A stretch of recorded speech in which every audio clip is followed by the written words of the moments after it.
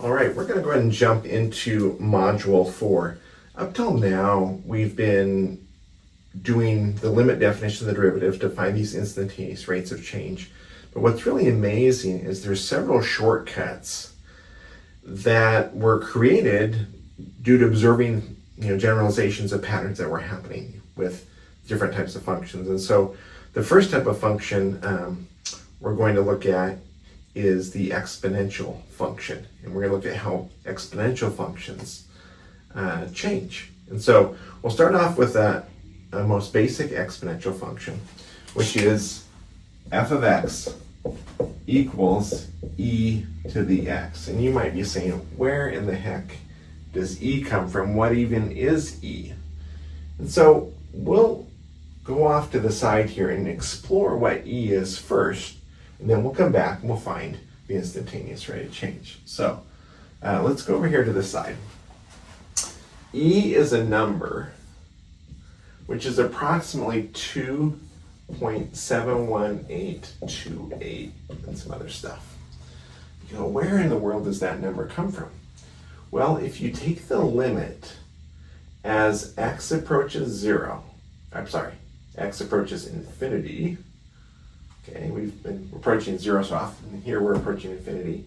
Of this expression, 1 plus 1 over x to the x, you get this crazy number called e.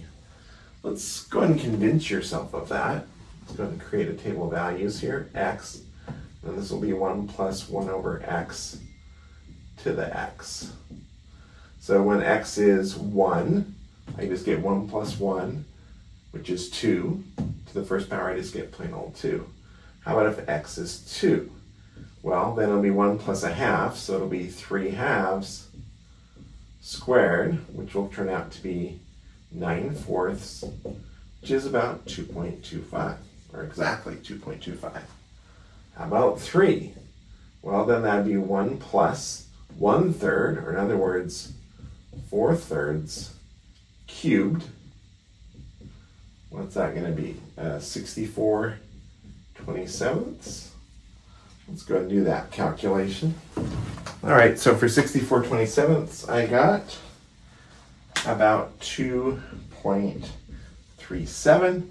If we continue on down, let me go and jump to 10. That would be 1.1 to the 10th power. I'm at 2.59. You can see these values are increasing. What if I do 100? That would be 1.01 to the 100th power, and I get 2.704.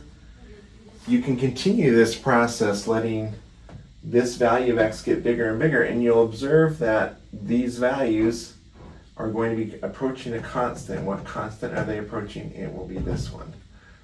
Just to do one more value here, if I do 1.0001, let's see, that's tenths, hundredths, thousandths, 10,000ths. So I do the 10,000ths, see what I get.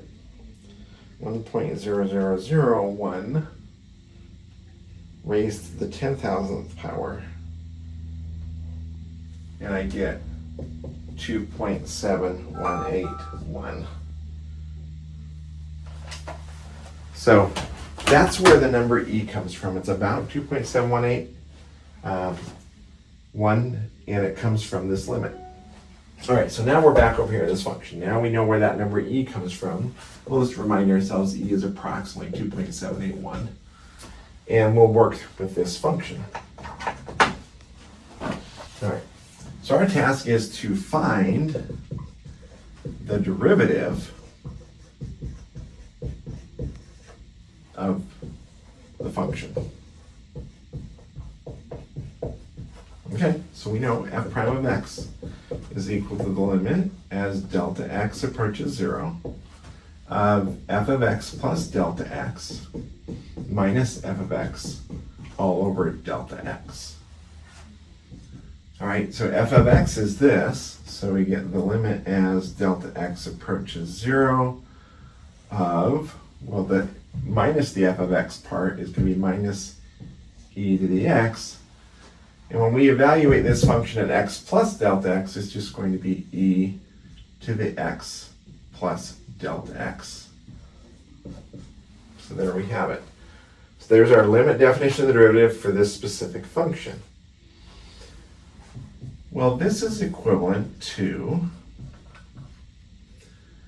e to the x times e to the delta x. Remember, when they have the same base, we add exponents, or likely we can rewrite it like this, or we break those exponents apart. Minus e to the x all over delta x. Well, observe that both of these terms in the numerator have an e to the x factor. Furthermore, this e to the x factor is not affected by changes in delta x. So I'm going to bring all that out onto the other side of the limit. So that gives me e to the x times the limit as delta x approaches 0 of, well, when I factor out e to the x, e to the delta x is left there, minus 1, because we pulled out the e to the x, so there's just a 1 left, and then all over delta x. So the instantaneous rate of change, the derivative, is equal to e to the x times some quantity. And my question is, does this quantity behave nicely, or is it a constant? Is it approach a value? We saw a moment ago that some limits result in a constant value. So let's look at this one. And I'm just going to pick a value of delta x that's very small. Let's just maybe have it equal this. And let's go back to our calculator and go and do the calculation of what that might be. If we do e to the 0.00001 minus 1 all over 0.00001, and let's just see what we get. And that result comes out to be 1.000005, and then a whole bunch more zeros. So you might reasonably estimate that this quantity is equal to 1. As a matter of fact, when we take the limit, we do end up getting 1. So this final result then is equal to e to the x times 1, or just plain old e to the x. Well, that's pretty amazing. That this function, f of x, has the property, rather f of x equal e to the x has the property when you take its derivative, you get the exact same function value. So let me go ahead and summarize that. So this is the proof, and we'll summarize that.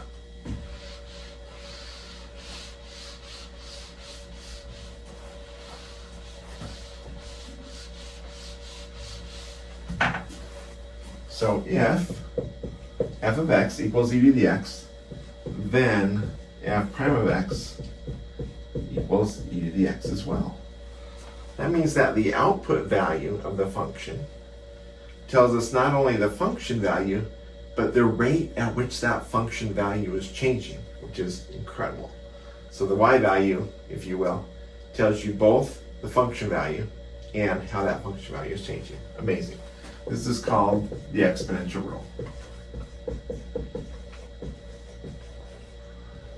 Now there are several variations on this which we'll explore.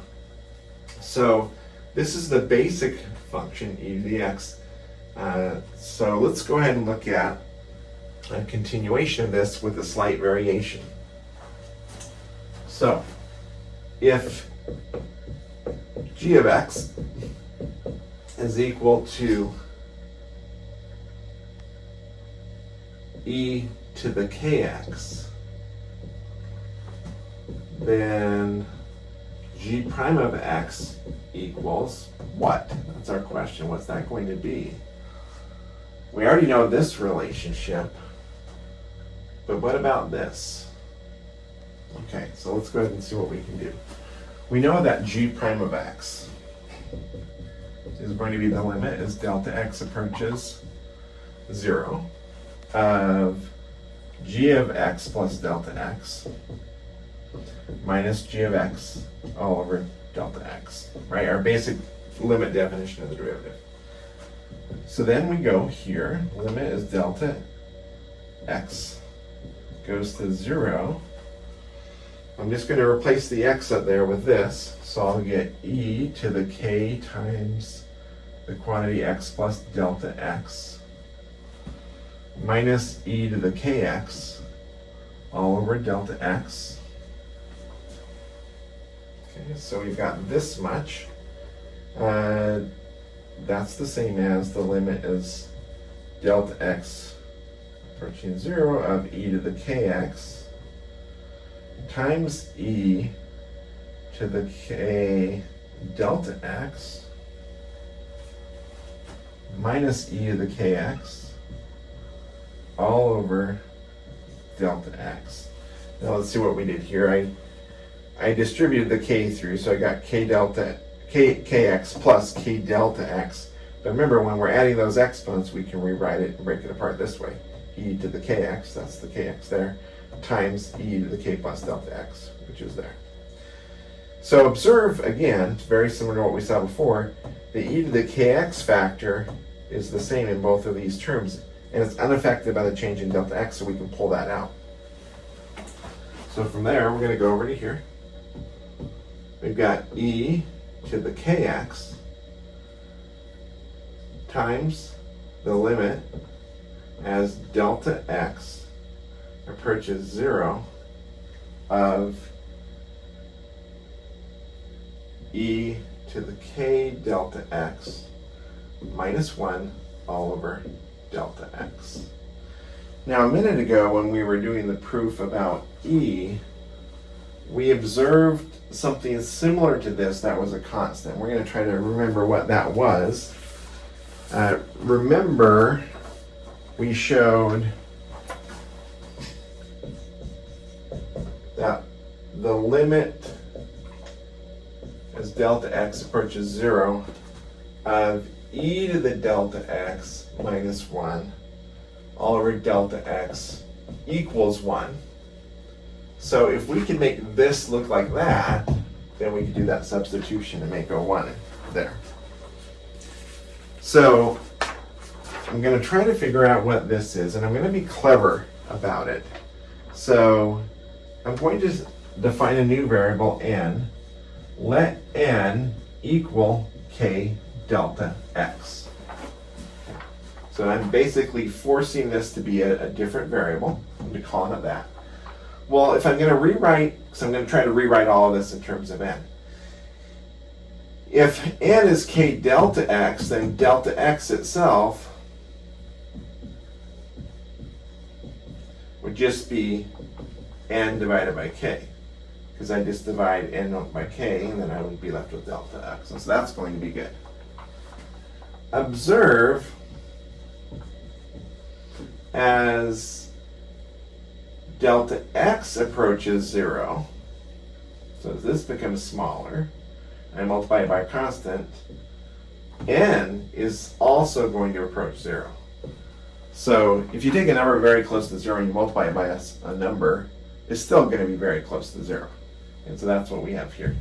This observation is going to allow me to rewrite this. So this is going to be e to the kx, which we brought out in front. Then I'm going to do the limit, not as delta x goes to 0, but as n goes to 0. And then this was e to the k delta x, but that's n. So this is e to the n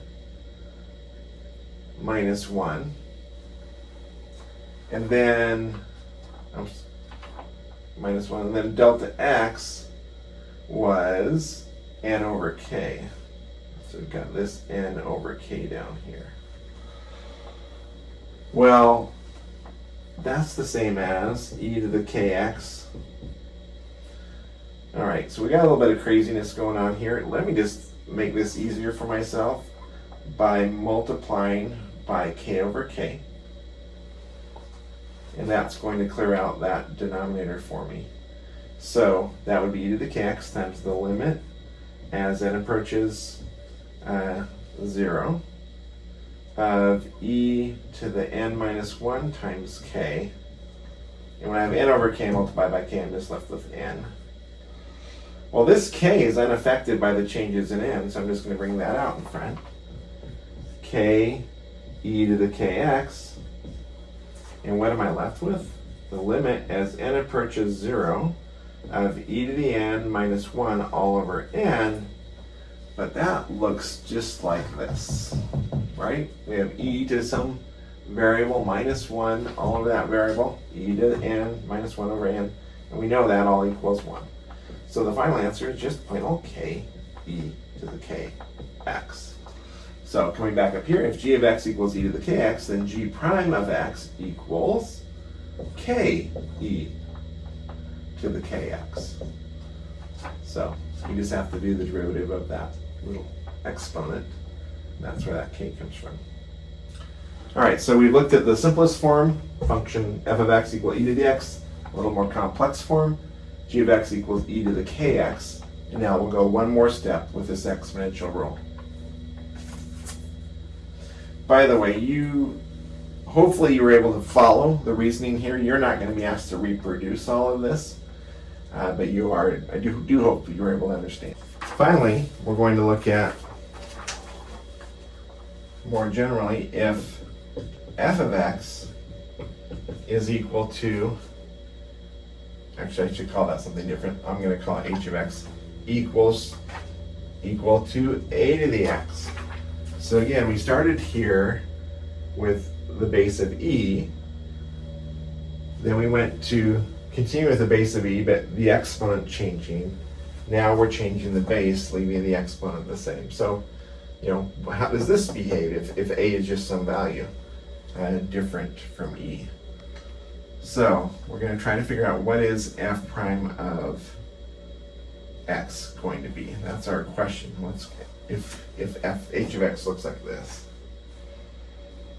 Well, I can think of it a couple different ways. One way, probably the easiest way, is let a equal e to the k. Because we just figured out what e to the k, how it's going to behave. So let's figure it out, see if we do that. So then if I do that, then h of x could be rewritten as a, which I'm just going to say e to the k, raised to the x power. Well, didn't we just do that one?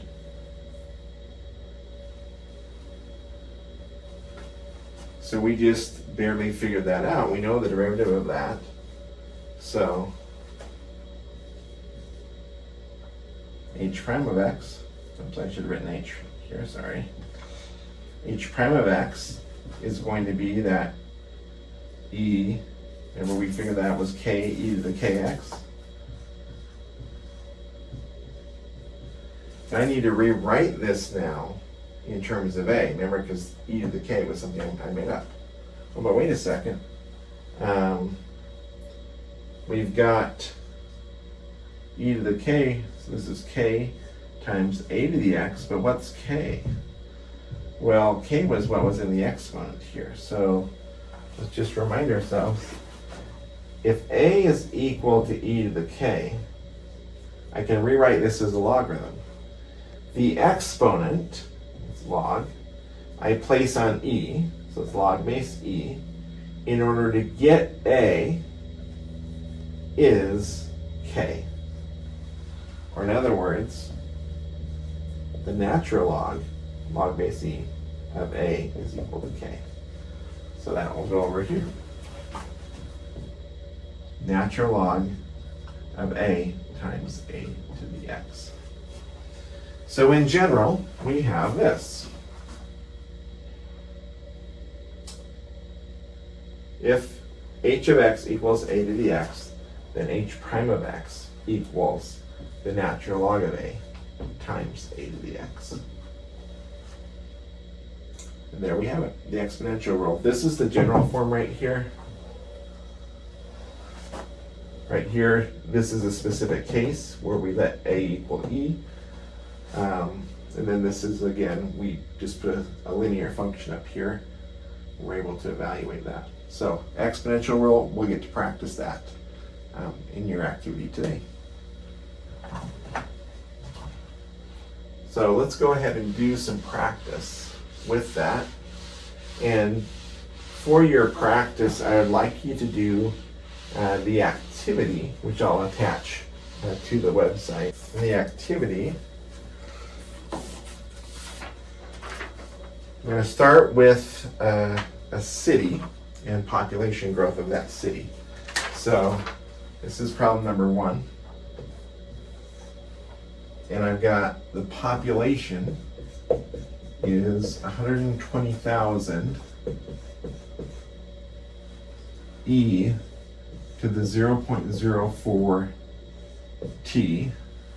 I'm told p is the population.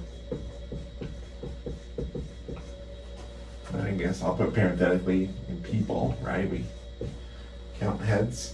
And then t is years since 2025. And I'm asked to do 2 things. I'm asked to, 1, find the instantaneous rate of change at t equal 3. Then I'm asked to use the tangent line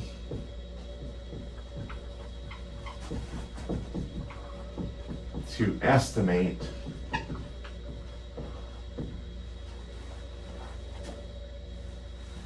the population at t equal 3.5 years. That's my task. So let's mathematize this. So I need to find p prime of 3. That's the first task I have. Well, looking up here, I've got this constant. I can just bring that constant down. The rule that allows us to do that is called the constant multiple rule. Just bring that constant down. And then I've got something of the form e to the kt. Well, I remember that e to the kt, its derivative, which is k, which is what I have up in my exponent, times my original function.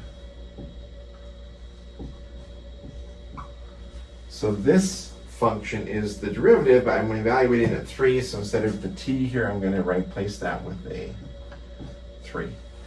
So this should give me my instantaneous rate of change. So let's go ahead and calculate that.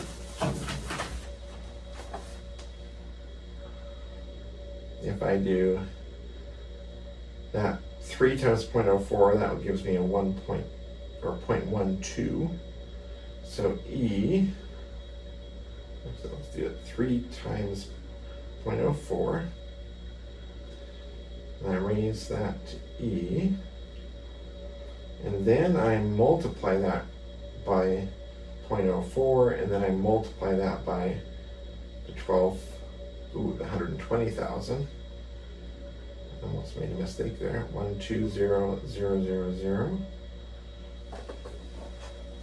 I'm going to add that 0 in.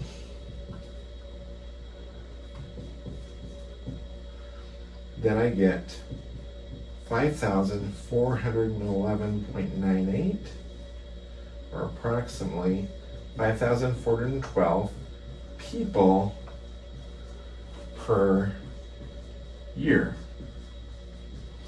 That is how many people I'm adding to my population in year 3.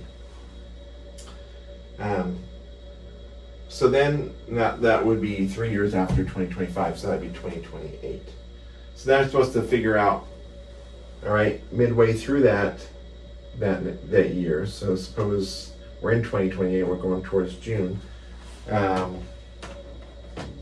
rather, if 2028 is the end of the year, then this moves us into 2029. So now we need to go and predict with the tangent line. Well, I've got the rate of change at 3. I need to figure out what the function value is at 3. Let's make a note of this over here. P of 3 equals what? So I'll plug 3 into there. So 120,000 times 0.12 e to the x equals, I get 135,299.6, which is approximately 135,300 roughly. So I estimate that the population at 3.5, so if we're assuming this is the end of the year 2025, so that 3 gets us to the 2025, the 0.5 gets us into 2026. I'm sorry, 3 gets us to 2028, the 0.5 gets us into 2029, partway through it, halfway. That's going to be approximately equal to this value, the 135,300, plus half, if you will, of this projected change, which is 5412. So that's approximately, let's do that calculation. It's about 138,000.